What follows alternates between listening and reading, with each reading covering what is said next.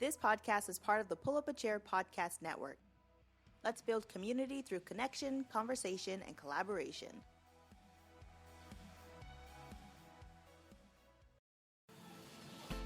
Welcome to How's That Working For You? where We spill the tea about relationships, millennial adulting, or whatever else life decides to chuck at us.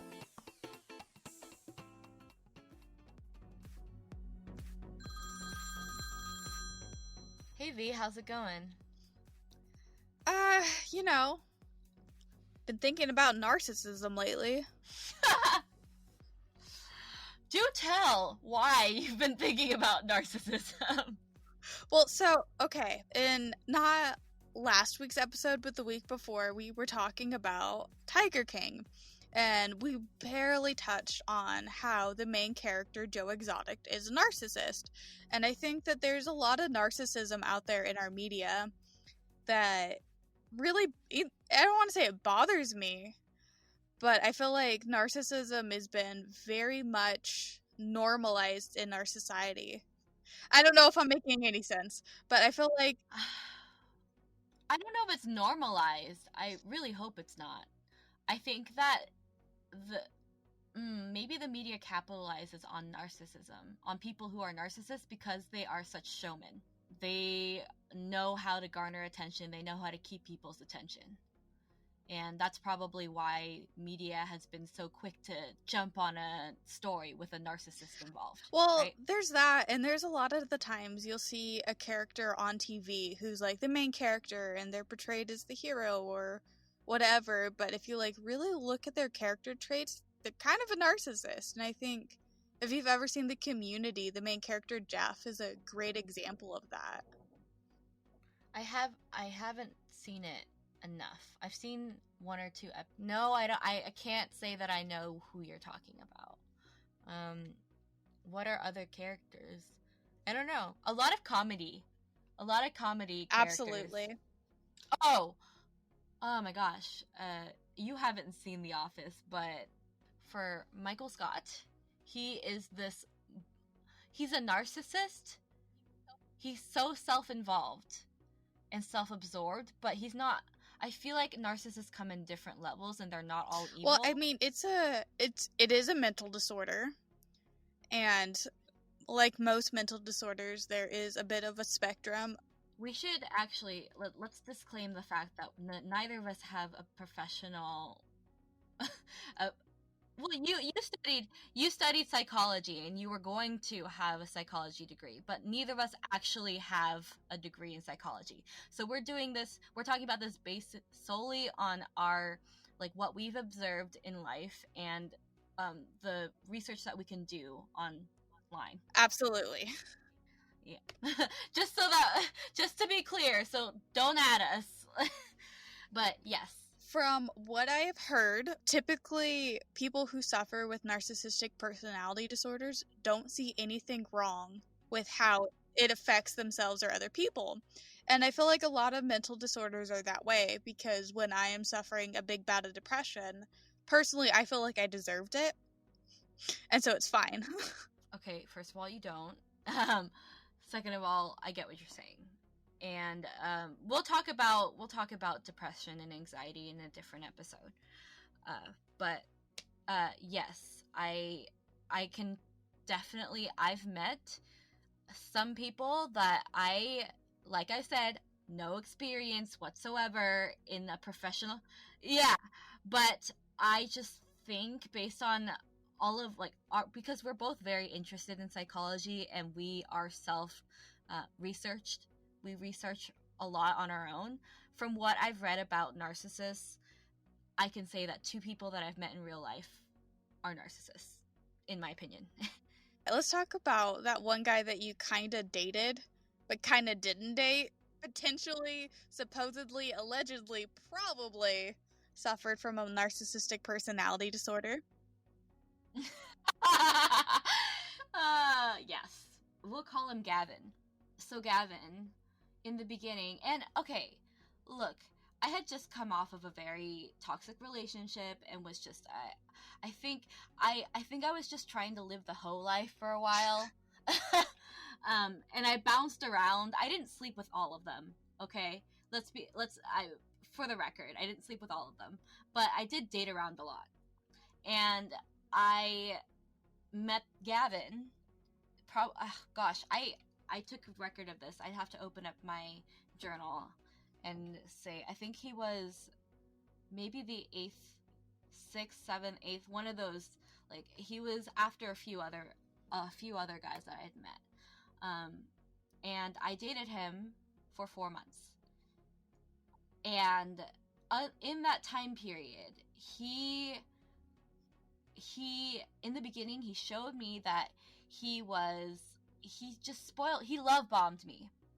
So love bombing is, I think it's the term to describe when somebody shows you extreme amounts of affection to make you feel special and loved. And then a lot of the times when people love bomb, they take it all away. And that's a lot of the case in narcissistic personality disorder. They like to do that because it's a form of control.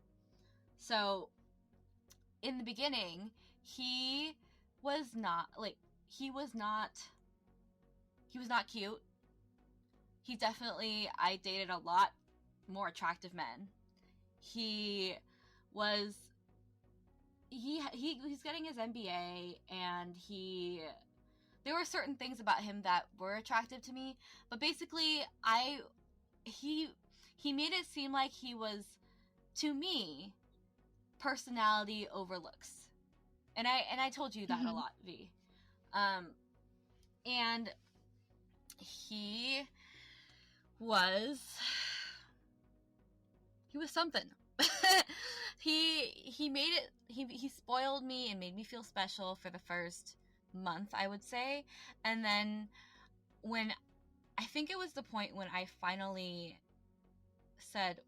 I mentioned putting a label on it, because I don't care what anybody says. If you've been dating for 2 months and one person feels a certain way, they have the right to bring it up. Like, I don't care what anyone says. If you feel more than the other person, you have the right to bring it up to that person. So I said, like, what is your, like, what are we? Basically, I asked that question. And then he got really weird.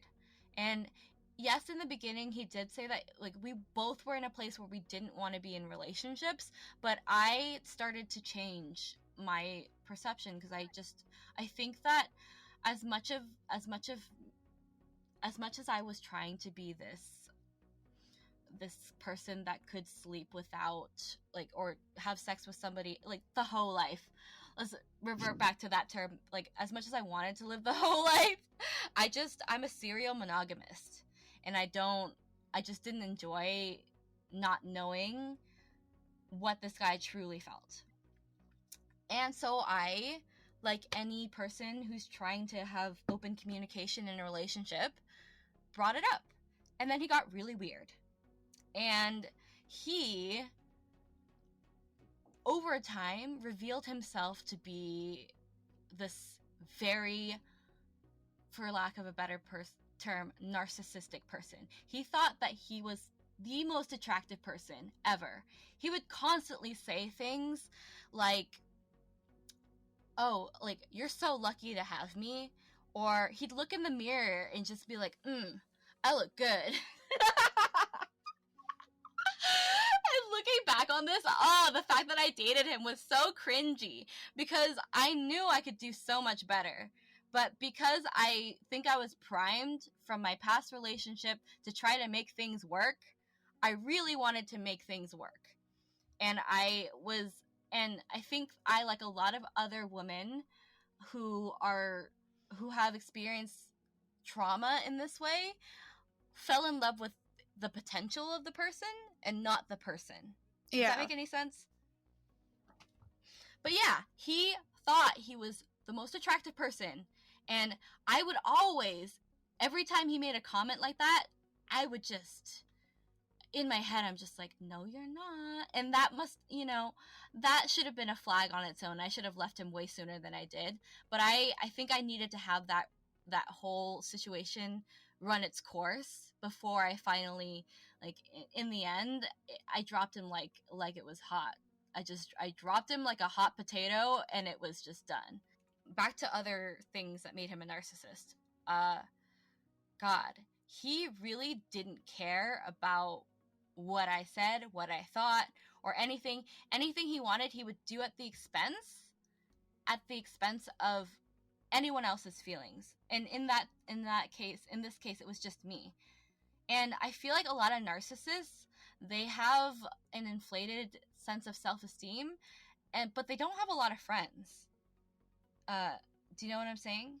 Like a lot of close friends? Yeah. So looking back on it, he didn't really have a lot of friends. If he had that much time to spend with me, it must have been because he didn't have a whole lot of people to hang out with, right? During that time, we barely talked because you were always busy. You were always doing things. Right. What are you trying to say? I'm just saying he had so much time that he ate up all of your free time. Yeah. Okay. That makes a lot of sense. Yeah. And I slowly began to sober up from this idea of him being this person that made up for the fact that he wasn't that attractive, this personality, because he would spoil me, and then as soon as I felt comfortable again, he would belittle me again. And he was very much into the ownership kink, where it's like, I own you, like this, like you belong to me, that type of things. So I think that also ties in with narcissism in the fact that they want control, and they want ownership of the things that make them feel good. And they constantly want to make sure that you make them feel good. They only care about that. They don't care about you. They don't care about how you feel. They just want to feel good. Man, I don't know why I think I blocked out a lot of my experience with him, because I feel like I had a lot more to say about this guy. Do you remember? I remember when we did talk, it was a lot of, he wants me to look this way and dress this way and stuff like that. Oh, yeah. I forgot about that. Yeah, no, he really, really wanted me to dress the way, he would constantly say, like, I like that on you. Or he would say, I want you to come over here with makeup on. And it literally, we weren't going to go anywhere. He wanted me to look good all the time. And he'd constantly be fixing my outfits. Like, if something was out of line, he'd fix it. He was weird. He had this really weird fixation with perfection. And at the same time, he was an incredibly, he thought he looked, like, I keep coming back to this because it's so bizarre to me, because he was like a 4. You've seen him, V. Wasn't he like a 4? Well, no, Kat, you showed me so many different pictures of men that honestly I can't tell any of them apart. Fine. I'm sorry. I know what your current boyfriend looks like. I know what Bob looks like. I can't remember what any of the other men look like. Oh my gosh. It's very, I think, narcissists, although they have this inflated self-esteem, a lot of it comes from insecurity, ironically. So I felt like it was probably out of insecurity. Oh my god, yeah, it was, I had very low standards once upon a time, but that's okay, because I'm dating a wonderful human being now, and I can forget about all those things. Oh, well, I can't forget about them because they make for good content. Well, wrapping back around to general narcissism, I really wonder what it feels like if you're like a narcissist. Are you able to tell that people are different from you? Does it feel like as much of a spectrum as some of the other mental disorders? Because I know with my anxiety disorder, I can feel when it's just regular anxiety versus when I'm having a moment. But with narcissism, I wonder if it's just a state of mind the whole time, or if it's something you feel at certain moments and you don't feel at other moments. I don't know. And I think that's why it's been on my mind. It's because I'm like, what does that feel like? And am I a narcissist? You're not a narcissist. You are one of the most selfless human beings I've ever met in my life. Stop it. Now that I've made that very clear to you, like I do, I feel like every week.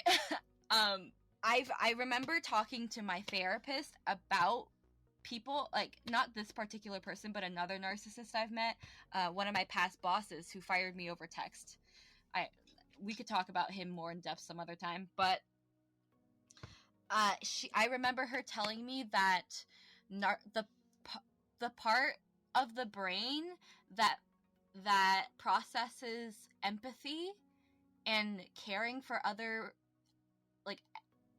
people and other things is just like it's not there. It's non-existent, or it's atrophied. Which is